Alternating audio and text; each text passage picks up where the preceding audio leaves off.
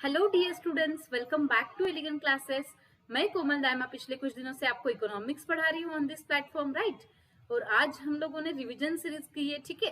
सो हम लोगों ने 3 वीडियोस ऑलरेडी कर चुके हैं, 3 चैप्टर्स ऑलरेडी कर चुके हैं रिवीजन सीरीज में।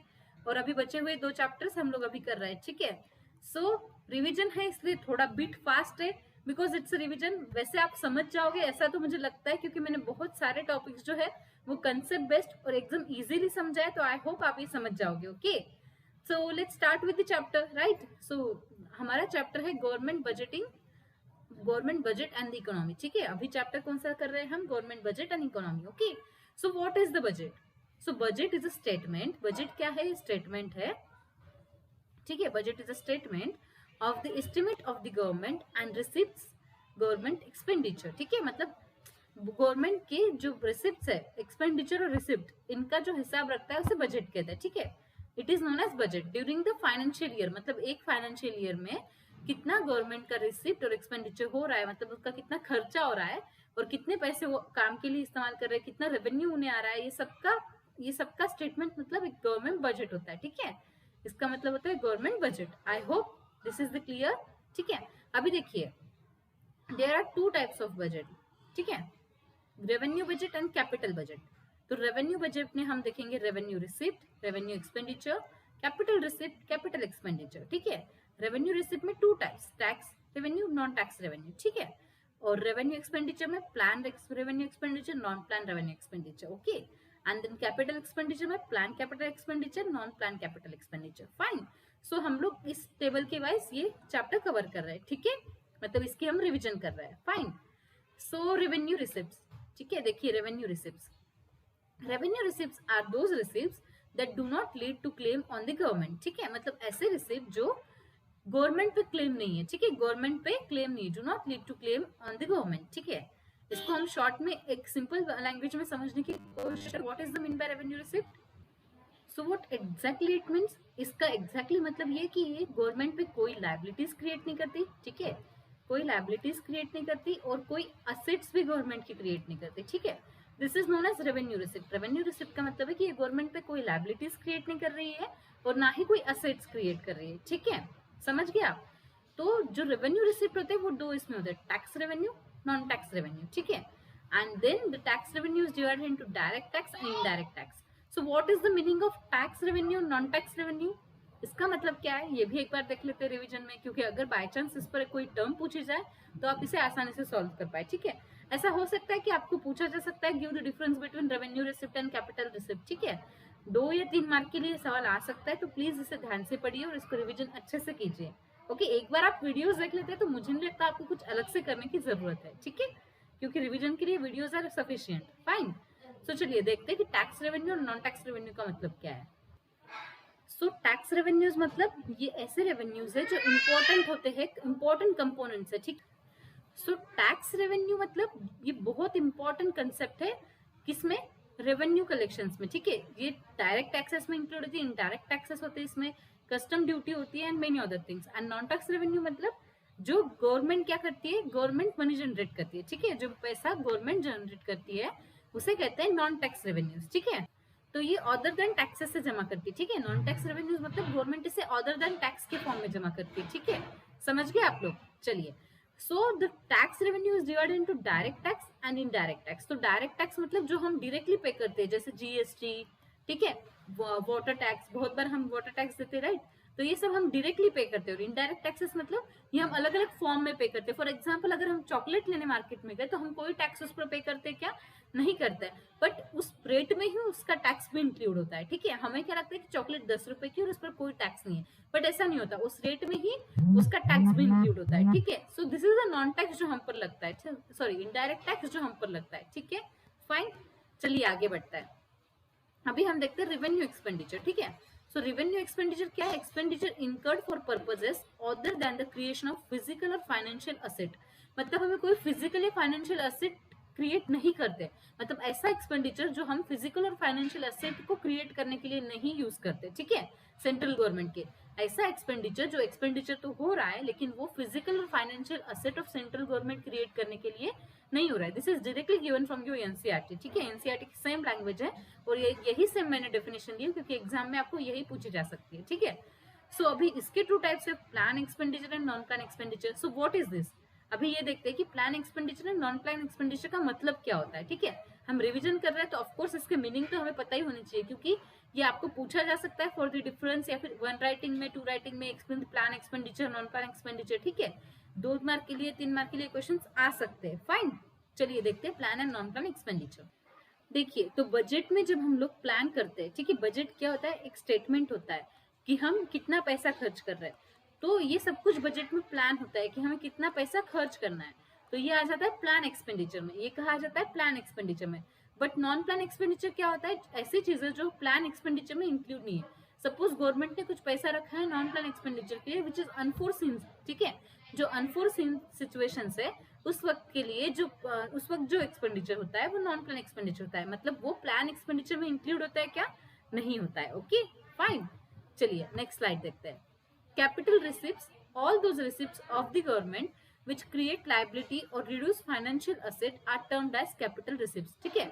मतलब जो लाइबिलिटीज क्रिएट करती है और फाइनेंशियल एसेट को कम करती है उसे कैपिटल रिसिप्ट कहते हैं, ठीक है। गवर्नमेंट के वो सारे रिसिप्ट्स जिसमें लाइबिलिटीज क्रिएट होती है और फाइनेंशियल एसेट्स कम होती है, this is known as capital receipt, इसे कैपिटल रिसिप्ट कहते हैं। हमने रेवेन्यू रिसिप्ट और रेवेन्यू एक्सपेंडिचर देख लिया। राइट नाउ अभी हम capital receipt and capital expenditure देख रहे हैं, ठीक है। कैपिटल एक्सपेंडिचर में भी 2 टाइप्स है, प्लान एक्सपेंडिचर और नॉन प्लान एक्सपेंडिचर, वो भी हम देखेंगे, ठीक है फाइन। पहले आप कैपिटल रिसिप्ट्स का मतलब समझ लीजिए कि ऐसे रिसिप्ट जो क्या कर रहे हैं, लाइबिलिटीज क्रिएट कर रहे हैं और फाइनेंशियल एसेट को कम कर रहे हैं, ठीक है। दे आर क्रिएटिंग लाइबिलिटीज और फाइनेंशियल एसेट को कम कर रहे हैं। एक एग्जाम्पल देखिए इसका, ठीक है। चलिए एक एग्जाम्पल देखते हैं। इसमें गवर्नमेंट की बोरोइंग्स आ सकते हैं, ठीक है। मतलब गवर्नमेंट यहाँ पर क्या कर रही है, लाइबिलिटी क्रिएट कर रही है और फाइनेंशियल एसेट को कम कर रही है। मतलब हम बोरोइंग कब कर सकते हैं, जब हम कुछ चीज रखे, ठीक है। किसी चीज को अगर हम गिरवी रखते हैं, एज अ कोलैटरल रखते हैं, तभी हम बोरोइंग कर सकते हैं। तो गवर्नमेंट अपनी कोई एसेट को कोलैटरल रखकर अपने लिए लोन ले रही है, तो लाइबिलिटीज को तो क्रिएट कर रही है, क्योंकि ये लाइबिलिटीज कैसे होगी, इसका हमें इंटरेस्ट पे करना होगा, ठीक है। और पूरे के पूरे पैसे तो पे करने ही पड़ेंगे। और कोलैटरल, ये फाइनेंशियल एसेट को कैसे कम कर रही है, अपनी कोई कोलैटरल रखा है, ठीक है। समझ गए आप लोग, फाइन, ग्रेट। अभी हम कैपिटल एक्सपेंडिचर देखते हैं। These are expenditure of the government which result in creation of physical or financial asset or reduction in financial functional liabilities, ठीक है। तो इसमें क्या होता है कि क्रिएशन होता है, ये ऐसे एक्सपेंडिचर है जिसकी हेल्प होती है फिजिकल और फाइनेंशियल एसेट को क्रिएट करने के लिए, ठीक है। ऐसे एक्सपेंडिचर जिसकी मदद होती है गवर्नमेंट को फिजिकल और फाइनेंशियल एसेट को क्रिएट करने के लिए, और ये फंक्शनल लायबिलिटीज में क्या लाती है, रिडक्शन लाती है। फंक्शनल लायबिलिटीज में क्या लाती है, रिडक्शन लाती है, ओके। सो अभी हम देखते हैं plan expenditure, plan capital expenditure, plan non capital expenditure, ठीक है। एक्चुअली ये सेम ही है बट इसको एक अलग फॉर्म में देखते हैं, फाइन, ठीक है। तो प्लान एक्सपेंडिचर में कौन सी चीजें आती है, जो डेवलपमेंट के लिए, ठीक है, डेवलपमेंट के लिए जो यूज होती है, जो सारा पैसा हम लोग डेवलपमेंट पे खर्च कर रहे हैं वो हमारा प्लान एक्सपेंडिचर हो गया। और नॉन प्लान एक्सपेंडिचर जो डे टू डे रूटीन चलाती है गवर्नमेंट की, ठीक है, डे टू डे रूटीन चलाती है गवर्नमेंट की, वो हो गया नॉन प्लान कैपिटल एक्सपेंडिचर, ठीक है, non plan capital expenditure. I hope आप समझ गए हो, ठीक है। So revenue receipt, capital receipt, revenue expenditure, capital expenditure, इसका डिफरेंस पूछा जा सकता है, ठीक है। तो आपको इसका डिफरेंस अच्छे से लिखना है, ओके फाइन। आपको मैंने पॉइंट्स दे दिए कि किस किस पॉइंट्स पर आपको लिखना है, ओके। सो हम लोगों ने चारों कंसेप्ट रिवाइज कर लिए और हम लोगों ने बैलेंस ऑफ पेमेंट भी देख लिया, राइट, ठीक है। चलिए आगे बढ़ते हैं।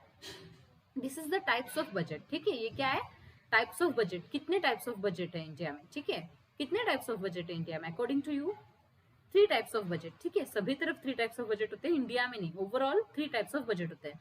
सो बैलेंस बजट मतलब, meaning of the balance budget, जहां पर ना जो स्पेंड की अमाउंट है गवर्नमेंट ने वो इक्वल है कि जितना हमें रेवेन्यू मिल रहा है, मतलब जितना हम लोग टैक्स कलेक्ट कर रहे हैं इज इक्वल टू जितना हम लोगों ने स्पेंड किया है, ठीक है। This is known as balance budget. जितना हम लोगों ने टैक्स क्या किया है, जितना हम लोगों ने टैक्स कलेक्ट किया है, ठीक है, is equal to spent income, ठीक है, स्पेंट इनकम, ठीक है, एक्सपेंडिचर से, ठीक है, fine. This is known as balance budget, इसे बैलेंस बजट कहते हैं। अब सरप्लस, ठीक है, सरप्लस में आपको क्या करना है, बस इसे ऐसे चेंज करना है, ठीक है, कि आपकी स्पेंट इनकम ये कम है और टैक्स कलेक्टेड क्या है, ज्यादा है, ठीक है। स्पेंट इनकम आपकी कम है बट टैक्स क्या है, टैक्स इनकम ज्यादा है, ठीक है। अभी देखिए, यही अगर हम डेफिशिएट की बात करें तो डेफिशिएट में इस तरीके से आएगा, आपकी स्पेंट इनकम क्या हो जाएगी, स्पेंट इनकम आपकी कम हो जाएगी, ठीक है, और आपकी टैक्स कलेक्टेड स्पेंट इनकम आपकी ज्यादा हो जाएगी डेफिशिएट में, और जो टैक्स आपने कलेक्ट किया है वो कम हो जाएगा, ठीक है। This is known as deficit, ठीक है। आई होप आप समझ गए। बैलेंस मतलब दोनों बैलेंस होने चाहिए, सरप्लस मतलब कि टैक्स कलेक्शन ज्यादा है स्पेंट इनकम से, और डेफिसिट मतलब स्पेंट इनकम ज्यादा है टैक्स कलेक्शन से। आई होप आप समझ गए हो, ठीक है। So these are the 3 types of budget, ये 3 टाइप्स ऑफ क्या है, बजट है। ओके फाइन, चलिए आगे बढ़ता है। मेजर्स ऑफ गवर्नमेंट डिफिसिट, ठीक है, गवर्नमेंट डिफिसिट की मेजर्स, ठीक है, रेवेन्यू डिफिसिट एंड रेवेन्यू, ठीक है, रेवेन्यू डिफिसिट। तो ये हम 3 मेजर्स देख रहे हैं, जिसमें हम फर्स्ट देख रहे हैं revenue deficit. So revenue deficit refers to the excess of government's revenue expenditure over revenue receives, ठीक है। तो गवर्नमेंट का जो रेवेन्यू एक्सपेंडिचर है वो ज्यादा है कंपेयर टू रेवेन्यू रिसीव, ठीक है। जो रेवेन्यू रिसीव्ड है इससे ज्यादा गवर्नमेंट का क्या ज्यादा है, रेवेन्यू एक्सपेंडिचर ज्यादा है। तो ये रेवेन्यू डेफिसिट हो गया, ठीक है, क्योंकि हमारे पास रेवेन्यू कम आया है और रेवेन्यू रिसीव्स तो कम है लेकिन एक्सपेंडिचर ज्यादा है, ठीक है, समझ गए आप लोग। So revenue deficit refers to excess of government's revenue expenditure over revenue receives. So revenue deficit का फॉर्मूला क्या है, revenue expenditure minus revenue receives, ठीक है। इंपॉर्टेंट है एंड ईजी है, ठीक है, इंपॉर्टेंट है बट ईजी है। देखिए इसका फॉर्मूला बहुत ज्यादा ईजी है, तो आप इसे याद रखिए, आपको मौका मिले तो एग्जाम में कहीं ना कहीं यूज पक्का कीजिएगा, इससे आपका 1 मार्क तो पक्का बढ़ेगा, ठीक है, समझ गए आप लोग। सो रेवेन्यू रिसिप्ट का डिफिसिट का मतलब समझ गए आप लोग, ठीक है। ये क्या है, गवर्नमेंट डिफिसिट के मेजर्स है, ठीक है, फाइन। चलिए अभी देखते हैं फिस्कल डिफिसिट, ठीक है, fiscal deficit. What is the fiscal deficit, is the difference between governments total expenditure and total receipt excluding borrowing, ठीक है। मतलब बोरोइंग को छोड़ दो, बोरोइंग को क्या करना है, हमें साइड में रखना है, ठीक है, कीप बोरोइंग असाइड, ठीक है, ये बोरोइंग साइड में हो गए। तो ये क्या है, डिफरेंस बिटवीन टोटल एक्सपेंडिचर, ठीक है, एंड टोटल रिसिप्ट, ठीक है, मतलब हमें एग्जैक्टली रेवेन्यू कितना आया है, ठीक है, तो टोटल एक्सपेंडिचर कितना हुआ है और टोटल रिसिप्ट्स कितनी आई है, ठीक है, इनका डिफरेंस एक्सक्लूडिंग बोरोइंग, ठीक है, बोरोइंग को एक्सक्लूड कर रहे हैं। सो ग्रॉस फिस्कल डिफिसिट का मतलब क्या होता है, अभी देखिए ग्रॉस फिस्कल डिफिसिट का मतलब देखना है। So total expenditure minus revenue receipts plus non depth creating capital receipts, ठीक है। तो टोटल एक्सपेंडिचर में से हमें रेवेन्यू एक्सपेंडिचर को, रेवेन्यू रिसिप्ट्स को माइनस करना है, plus non depth creating capital receipts को प्लस करना है, ठीक है। Revenue receipts plus non depth creating capital receipt minus total expenditure. Non depth creating capital receipts मतलब ऐसे कैपिटल रिसिप्ट्स जो कर्जा तैयार नहीं कर रहे हैं, ठीक है, जो कर्जा तैयार नहीं कर रहे, ठीक है। सो ग्रॉस फिस्कल डिफिसिट अगर हमें निकालना है तो revenue receipt plus non depth creating capital receipt minus total expenditure होगा, ठीक है, फाइन, समझ गए, ग्रेट। अभी प्राइमरी डिफिसिट देखते हैं। What is the meaning of primary deficit, मैंने यहाँ पर ना ये नहीं लिए, क्या कहते हैं उसे, एनसीईआरटी की डायग्राम नहीं लिए क्योंकि दी नहीं है एनसीईआरटी में, ठीक है, सॉरी डायग्राम नहीं, definition. So I will tell you the definition of primary deficit, ठीक है, मैं आपको बताती हूँ कि प्राइमरी डिफिसिट की डेफिनेशन क्या है। Allow me a minute, okay, ठीक है। सो what is the meaning of primary deficit, primary deficit का मतलब है कि डिफरेंसेस, डिफरेंसेस देखती है प्राइमरी डिफिसिट किस चीज के, ठीक है। तो फिस्कल डेफिसिट, ठीक है, fiscal deficit of current year, ठीक है, current year, okay, current year की बात कर रही हूँ मैं, करंट ईयर, और हम लोगों ने कितना इंटरेस्ट पेमेंट किया है इन लास्ट ईयर, ठीक है, कितना इंटरेस्ट पेमेंट किया है इन लास्ट ईयर। तो प्राइमरी डेफिसिट क्या करती है, primary deficit refer to difference between fiscal deficit of current year, मतलब करंट ईयर्स का fiscal deficit minus interest payments of last year, ठीक है, प्रीवियस ईयर जो हमने इंटरेस्ट पेमेंट किए हैं वो, ओके, प्रीवियस फिस्कल ईयर में जो हम लोगों ने इंटरेस्ट पेमेंट किए थे वो, ओके, फाइन, समझ गए आप लोग। तो यहाँ पर प्रीवियस ईयर आएगा, okay. So this is the definition of primary deficit. अगर हमें ग्रॉस प्राइमरी डेफिसिट निकालना है तो ग्रॉस फिस्कल डेफिसिट मतलब 1 साल का fiscal deficit minus net interest liabilities, ठीक है, तो जो इंटरेस्ट के साथ जो लायबिलिटीज है वो उससे उसे माइनस करना है, ठीक है, समझ गए आप लोग। प्लीज ये फॉर्मूलेज याद रखिएगा, इट इज इजी। आप इसको अगर किसी भी एक क्वेश्चन में ऐड करते हो, अगर नहीं भी पूछे और अगर आप अपने मन से लिखते हो, यू राइट बाय योरसेल्फ, तो they will give you 1 mark और 1.5 मार्क एक्स्ट्रा, ठीक है, बिकॉज उन्हें लगेगा कि यू नो समथिंग, ठीक है। आंसर्स तो सब लोग लिखेंगे, जो बुक में दिया है वो सब करेंगे, मैटर प्रेजेंटेशन करता है कि आप आपके आंसर्स को प्रेजेंट कैसे कर रहे हो, दैट मैटर्स, ठीक है, कि आप आपके आंसर्स को प्रेजेंट कैसे कर रहे हो, ठीक है। तो आपको अच्छे से प्रेजेंटेशन करना है आपके आंसर्स का, ताकि आपको एक्स्ट्रा मार्क्स मिले, ठीक है, फाइन। तो आप क्या करेंगे प्रेजेंटेशन में, पहले तो नीट हैंडराइटिंग होगी, ठीक है। अब हैंडराइटिंग तो स्पीड पर भी डिपेंड करती है कि आपकी स्पीड कितनी अच्छी है, ठीक है, बट कोई बात नहीं है, पहले नीट हैंडराइटिंग होगी। सेकंड, जहां पर चांस मिले वहां पर डायग्राम्स एंड कर्व्स करोगे आप, ठीक है, कर्व्स निकालोगे, जहां पर आपको चांस मिल रहा है वहां पर आप कर्व और डायग्राम निकालोगे, ठीक है। एंड थर्ड पॉइंट, जहां पर आपको चांस मिले आप अलग अलग डिफरेंट फॉर्मूलाज यूज करोगे, ठीक है, फॉर्मूलाज को यूज करोगे, ठीक है, it will increase your marks, ठीक है, इससे आपके मार्क्स बढ़ेंगे, ठीक है, फाइन। चलिए नेक्स्ट स्लाइड देखते हैं। Okay, open economy, macro economics, ठीक है, this is the last chapter, ठीक है। तो इसमें 3 मार्केट दिए हैं जो आपके एनसीईआरटी के स्टार्ट में, और ये कोई भी वीडियोस में कोई किसी ने भी एक्सप्लेन नहीं किया है यार, ये गलत है, this is the important thing. आपको ये मार्केट पूछे जा सकते हैं, तो प्लीज ये वीडियोस में नहीं एक्सप्लेन, इसका मतलब ये नहीं कि ये जरूरी नहीं है, दे आर इम्पोर्टेंट, ठीक है। तो अभी हम वो देखते हैं। So output market, an economy can trade in goods and services with other countries, ठीक है, कोई इकोनॉमी ट्रेड करती है, an economy can trade in goods and services with other countries, ठीक है, कोई इकोनॉमी जो ट्रेड कर रही है goods and services with other countries। तो ओपन मार्केट मतलब एक इकोनॉमी जो ट्रेड कर रही है गुड्स एंड सर्विसेज में अदर कंट्रीज के साथ, ठीक है, अदर कंट्रीज के साथ। This winds choice in the sense that consumer and producers can choose between domestic and foreign goods, ठीक है। तो इसका मतलब क्या है कि कंज्यूमर क्या कर सकता है, डोमेस्टिक और फॉरेन गुड्स में से चॉइस कर सकता है, ठीक है, इसे आउटपुट मार्केट कहते हैं, जहां पर एक इकोनॉमी ट्रेड कर रही है गुड्स एंड सर्विसेज का विद अदर कंट्रीज, जिसमें हम कंज्यूमर चॉइस कर रहा है domestic as well as foreign goods के बीच में, ठीक है। अभी देखते हैं फाइनेंशियल मार्केट। तो इसमें एक इकोनॉमी क्या है, फाइनेंशियल असेट बाय कर रही है अदर कंट्रीज के, किसी और कंट्रीज के फाइनेंशियल असेट को वो क्या कर रही है, बाय कर रही है, ठीक है, फाइनेंशियल एसेट को वो बाय कर रही है।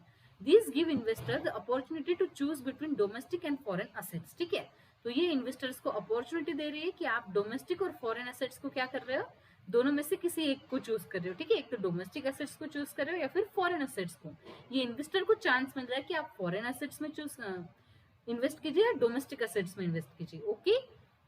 So this is financial market. And what is the labor market?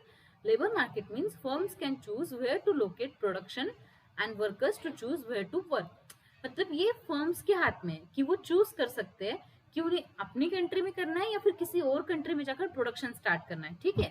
और ये वर्कर पर डिपेंड करते हैं कि अपनी कंट्री में काम करना है या किसी और कंट्री में जाकर काम करना है, ओके, फाइन। तो this is known as the labour market.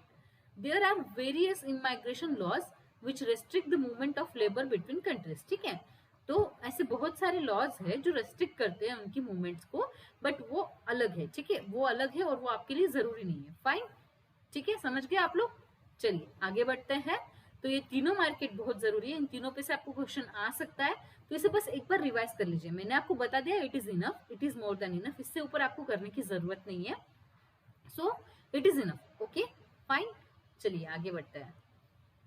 The price of one currency in terms of another currency is known as foreign exchange rate or simply a exchange rate, ठीक है।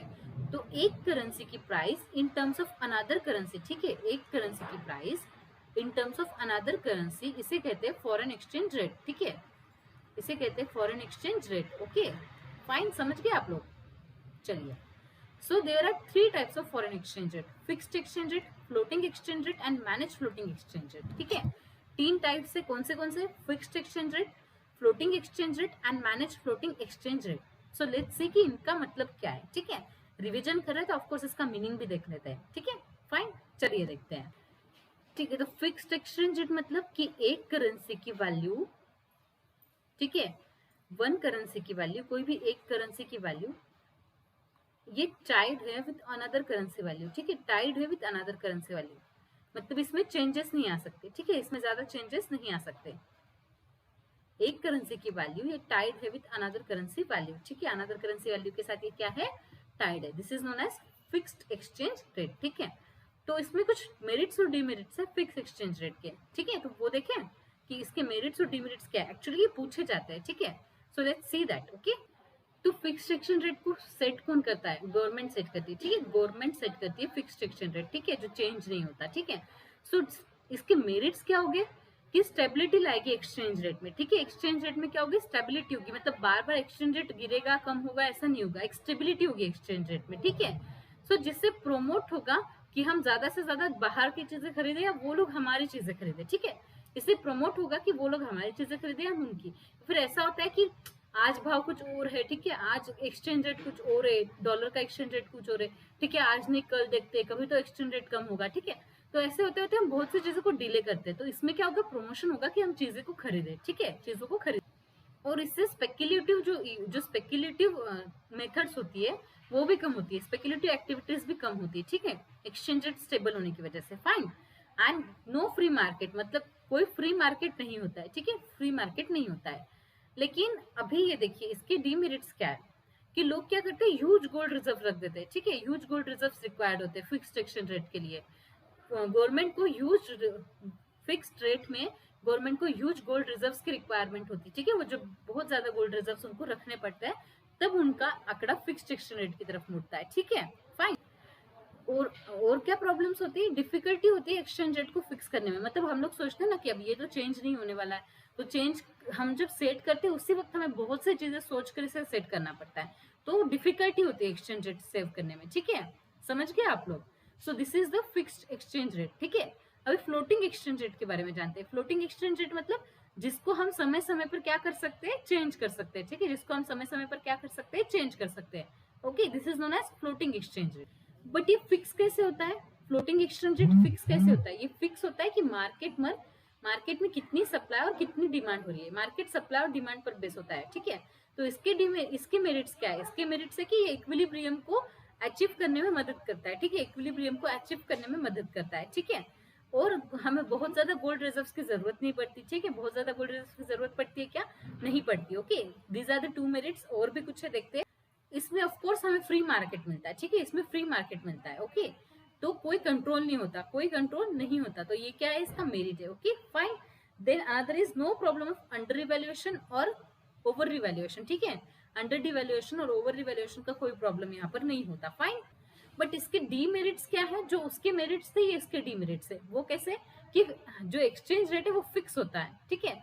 इसमें जो ये होती है, क्या कहते हैं उसे, स्पेक्युलेटिव, जो स्पेक्युलेटिव इन्वेस्टिंग होती है वो ज्यादा होती है, ठीक है, स्पेक्युलेटिव इन्वेस्टिंग ज्यादा होती है। Okay, fine. Exchange rate fix नहीं होता, जिसकी वजह से हमें रोज वेट करना पड़ता है कि कब एक्सचेंज रेट कम हो या फिर कब ज्यादा हो। ओके, सो ये प्रॉब्लम होती है। और मैनेज फ्लोटिंग रेट दोनों का हाइब्रिड कॉम्बिनेशन होता है, ठीक है, दोनों का हाइब्रिड कॉम्बिनेशन होता है, और दोनों की डीमेरिट्स और मेरिट्स भी बहुत सारे सेम। ओके, सो समझ गए आप लोग, फाइन। चलिए आगे बढ़ते हैं, नेक्स्ट स्लाइड डिस्कस करते हैं। ओके, फाइन, चलिए। Currency depreciation and appreciation. So what is the meaning of currency depreciation and appreciation, ठीक है, हमें देखना है कि करेंसी डेप्रिसिएशन और अप्रिसिएशन का मीनिंग क्या है, ठीक है। सो डेप्रिसिएशन मतलब decrease in value of domestic currency in terms of foreign currency, ठीक है। देखिए फॉरेन करेंसी के हिसाब से हमारी वैल्यू की, डोमेस्टिक करेंसी की वैल्यू कम हो रही है, ठीक है, वैल्यू क्या हो रही है, कम हो रही है। This is known as depreciation. Depreciation मतलब फॉरेंसिक करेंसी के हिसाब से हमारी डोमेस्टिक करेंसी की वैल्यू कम हो रही है, this is known as depreciation. इसका उल्टा अप्रिसिएशन कि हमारी जो डोमेस्टिक करेंसी है इसकी वैल्यू बढ़ रही है in terms of foreign currency, ठीक है। Depreciation makes domestic goods cheaper in foreign country, ठीक है। डिप्रिसिएशन क्या करता है, डोमेस्टिक गुड्स को चीपर बनाता है फॉरेन कंट्री में, फॉरेन कंट्री में क्या बनाता है, चीपर बनाता है, ठीक है। तो और ये क्या करता है, फॉरेन गुड्स को चीपर बनाता है इन डोमेस्टिक कंट्री, ठीक है। एप्रिसिएशन क्या करता है, फॉरेन गुड्स को इंडिया के लिए चीपर बनाता है, ठीक है। और वही इंडिया की डिप्रिसिएशन क्या करता है, इंडिया की चीजों को फॉरेन के लिए चीपर बनाता है। Which is the best, appreciation होनी चाहिए हर एक इकोनॉमी में, ठीक है, डिप्रिसिएशन नहीं होनी चाहिए, फाइन। चलिए आगे बढ़ते हैं। Devaluation and depreciation. The meaning of devaluation and depreciation. Devaluation is a reduction in price of domestic currency in terms of all foreign currencies under fixed exchange rate regime. ठीक है, fixed exchange rate regime के अंदर जो India की domestic currency है, जो हमारी domestic currency है, उस प्राइस को कम करना in terms of all foreign currencies, ठीक है, सारे फॉरेन करेंसीज के टर्म्स में हमारी डोमेस्टिक करेंसी को कम करना, रिडक्शन करना under fixed exchange rate regime, ठीक है। और डिप्रिसिएशन क्या है, fall in market price of domestic currency, मतलब मार्केट प्राइस में कम होना डोमेस्टिक करेंसी के in terms of foreign currency, under flexible exchange rate regime, ठीक है। फॉरेन करेंसी के अंडर मतलब फॉरेन करेंसी के रिस्पेक्टिव में हमारे डोमेस्टिक करेंसी का मार्केट प्राइस फॉल होना, ठीक है, अंडर फ्लेक्सिबल एक्सचेंज रेट। तो ये मार्केट के डिमांड सप्लाई पर डिपेंड करता है, ठीक है, मार्केट के डिमांड सप्लाई पर डिपेंड करता है, और ये गवर्नमेंट करती है, ठीक है, और ये क्या करती है, गवर्नमेंट करती है, ठीक है, फाइन, समझ गए आप लोग। चलिए आगे बढ़ते हैं। तो अभी ये कुछ टर्म है जो हमें देखनी है कि there is inverse relationship between demand and foreign exchange rate. Demand और फॉरेन एक्सचेंज रेट में इनवर्स रिलेशनशिप है, वो कैसे? इनवर्स रिलेशनशिप मतलब डिमांड और सप्लाई की इनवर्स रिलेशनशिप क्या है? डिमांड एंड प्राइस की, जब डिमांड बढ़ेगी तब प्राइस, सॉरी, जब प्राइस बढ़ेगी तब डिमांड कम होगी, और जब प्राइस कम होगी तब डिमांड बढ़ेगी, ठीक है। तो यहाँ पर भी इनवर्स रिलेशनशिप है, मतलब जब डिमांड बढ़ेगी तो फॉरेन एक्सचेंज रेट क्या होगा? फॉरेन एक्सचेंज रेट कम होगा, ठीक है, फॉरेन एक्सचेंज रेट कम होगा। बट जब डिमांड कम होगी तो फॉरेन एक्सचेंज रेट बढ़ेगा, ठीक है, तो फॉरेन एक्सचेंज रेट बढ़ेगा। इसके एक एग्जांपल के रूप में देखते हैं, ठीक है, let's see it's in example form, fine, allow me a minute, I will rub it, okay. So देखिए, अगर फॉरेन एक्सचेंज रेट गिर जाता है, ठीक है, अगर डॉलर के रेट मार्केट में कम हो गए, बहुत ज्यादा कम हो गए, तो इंडिया में क्या होगा? इंडिया में इंपोर्ट, इंडिया में डिमांड बढ़ेगी, ठीक है, इंडिया में डिमांड क्या होगी? बढ़ेगी, ठीक है। तो जब कोई भी फॉरेन एक्सचेंज रेट कम हो जाता है तो उसकी इंपोर्ट बढ़ जाती है, ठीक है, और जब कोई डॉलर की प्राइस अगर बहुत ज्यादा बढ़ जाए तो उस वक्त इंपोर्ट क्या हो जाएगा? कम हो जाएगा, उस वक्त इंपोर्ट क्या हो जाएगा? कम हो जाएगा। It is known as the relationship between demand and foreign exchange rate, ठीक है।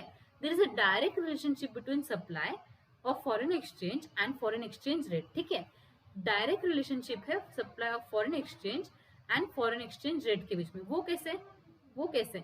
देखिए, अगर फॉरेन एक्सचेंज का सप्लाई बढ़ रहा है, ठीक है, फॉरेन एक्सचेंज का सप्लाई बढ़ रहा है, मतलब फॉरेन एक्सचेंज मतलब किसी भी कोई भी फॉरेन चीज को जब हम खरीदते हैं उसका सप्लाई अगर मार्केट में बढ़ता है, ठीक है, तो उसकी फॉरेन एक्सचेंज रेट क्या होगी? फॉरेन एक्सचेंज रेट क्या होगी? बढ़ेगी या कम होगी? बताइए, बढ़ेगी या कम होगी? डायरेक्ट रिलेशन की बात चल रही है।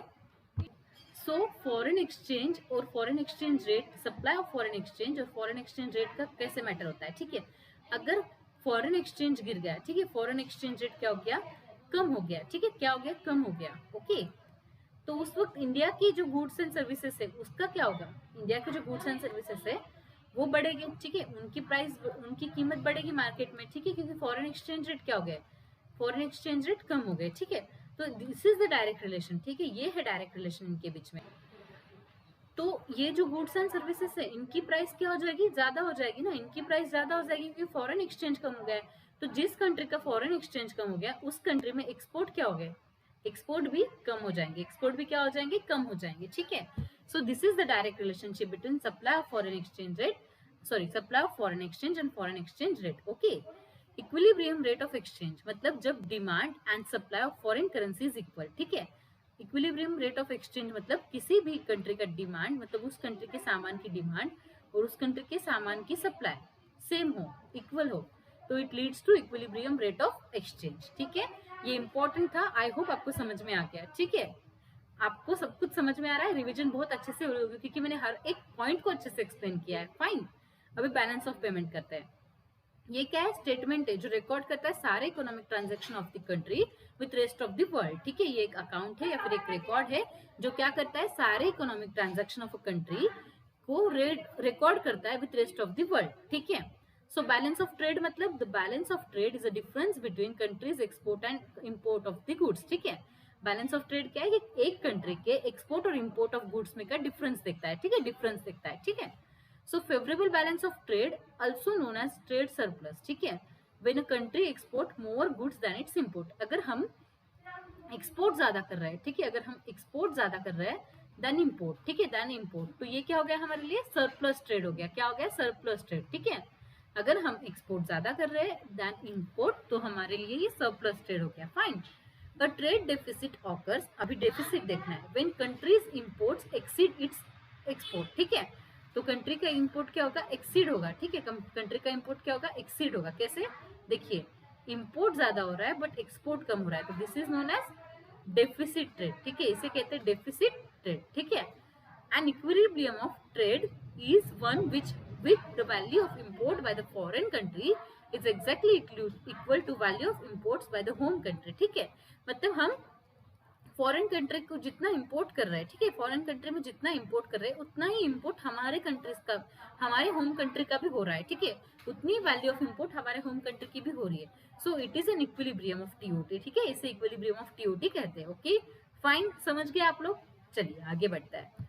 इट इज द रिविजन, तो थोड़ा फास्ट आप लोगों को लग रहा होगा, बट आई नो कि ये बहुत हेल्पफुल होने वाला है आपके लिए. Okay, this will be the more helpful for you. Okay, so अभी करंट अकाउंट और कैपिटल अकाउंट देख लेते हैं. What is the current account? It records the trade of goods and services, unilateral transfers of an economy with other countries of the world.